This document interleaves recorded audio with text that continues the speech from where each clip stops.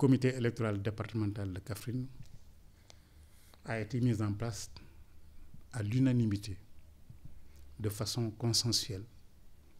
J'ai eu la chance de le coordonner et à l'arrivée, le département de Kaffrine a eu 71,34%. C'est pourquoi je remercie tous les responsables politiques, les plénipotentiaires, les maires. La campagne s'est très bien passée, bâtie sur les principes de proximité, d'entraide, de mutualisation auprès des grands leaders, des porteurs de voix. À l'arrivée, on a eu un très bon score, 71,34%. Féliciter le chef de l'État, le président Macky Sall, parce que le moindre était de travailler, d'élire le président Macky Sall dès les premiers tours. Cet objectif, nous l'avons atteint et Kaffrine y a contribué. Je considère que c'est un mandat que j'appellerais un mandat de consolidation, un mandat d'extension des projets et programmes, des mandats bâtis sur le règlement des questions de vulnérabilité, les questions de résilience. À cet égard, Kaffrine a des attentes légitimes. Les infrastructures routières, la voie doléance qui consistait à bitumer la route Kaffrine-Nganda va trouver solution.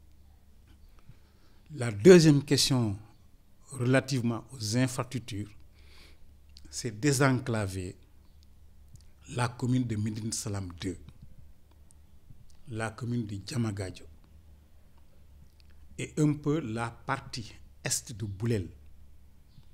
C'est des préoccupations majeures. C'est également, partie est, c'est tout ce qui va de Diao Saloum, Kouyane Kanji, Wore, Lanel, et le tronçon Kaffrine-Khende, le tronçon Kaffrine-Torodo, Goulokoum. Donc les infrastructures pour désenclaver les communes, notamment la commune de Bint Salam 2.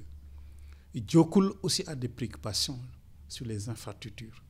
Toute la zone du Manda, qui est une zone économique, devait être désenclavée pour mieux écouler les produits entre le Sénégal et la Gambie, parce que n'oublions pas que c'est des communes frontalières, Médine Salam 2, Nganda et Médine Salam 2. Il y a un trafic commercial très, très, très important. Et désenclaver va participer à créer de la plus-value économique. L'émergence dont on parle tant devra passer, de mon point de vue, par des infrastructures très, très, très importantes. Ça, c'est la deuxième préoccupation. La troisième, c'est évidemment la question de l'électrification rurale, l'énergie. Ce sont deux indicateurs, de mon point de vue, sur lesquels doit être bâtie une émergence économique. L'électricité, les infrastructures. Je pense que c'est le deuxième mandat du chef de l'État, en tout cas pour le département, pour nous-mêmes, pour la région de Kaffrine, devait être une préoccupation majeure.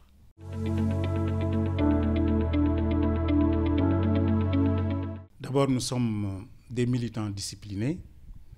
Le président de notre parti, son Excellence, le président Macky Sall, n'en a pas encore parlé. Les instances du parti n'en ont pas encore discuté. Cette question n'est pas, de mon point de vue, à l'ordre du jour. Laissons le chef de l'État prêter serment, mettre en place son gouvernement, donner les orientations majeures de son deuxième mandat. C'est à partir de ce moment que les indications étant posées, que cette question pourrait être abordée. Mais, véritablement, je ne peux pas dire s'il faut dissoudre ou s'il ne faut pas dissoudre. Moi, je suis un militant assez discipliné et j'attends les orientations du parti pour savoir à quoi s'en tenir et pour mieux maîtriser le périmètre du sujet et pour naturellement les élus maintenant que nous sommes à cet effet, nous allons nous réunir et donner la position des élus locaux à cet effet. Conséquemment, parce que quand on parle de couplage, c'est parce qu'il faut organiser des élections législatives et des élections locales. C'est en ce moment qu'on parle là de couplage. Donc cette deuxième question n'aura pas de sens de mon point de vue Ce qui restera maintenant, c'est les élections locales. Nous y acheminons, c'est en décembre 2019, et le chef de l'État, à l'occasion, comme il a toujours fait, en tant que capitaine d'une équipe, va donner les orientations nécessaires, voilà, pour que nul n'en ignore, et qu'on puisse prendre la bonne porte, prendre les choses par le bon bout, et encore une fois, que le parti APR, que la coalition Benno Bokk Yakaar a besoin, puisse se mobiliser pour encore gagner plus de collectivité, plus donner plus de vision au chef de l'État pour les questions de cohérence territoriale, les questions de financement, la collaboration des acteurs soit une réalité, parce que le substrat de notre réforme de l'acte de la décentralisation, c'est sur ces 3 paradigmes. Plus de financement, plus de responsabilisation des populations, des acteurs de façon globale, plus de cohérence dans nos interventions pour que la question de la pauvreté puisse trouver une solution. La question de la responsabilisation des acteurs puisse trouver des solutions. Les plans que nous élaborons au niveau national, le PSE en l'occurrence, le PUMA, Promoville, tout ça, devaient avoir leurs articulations au niveau des territoires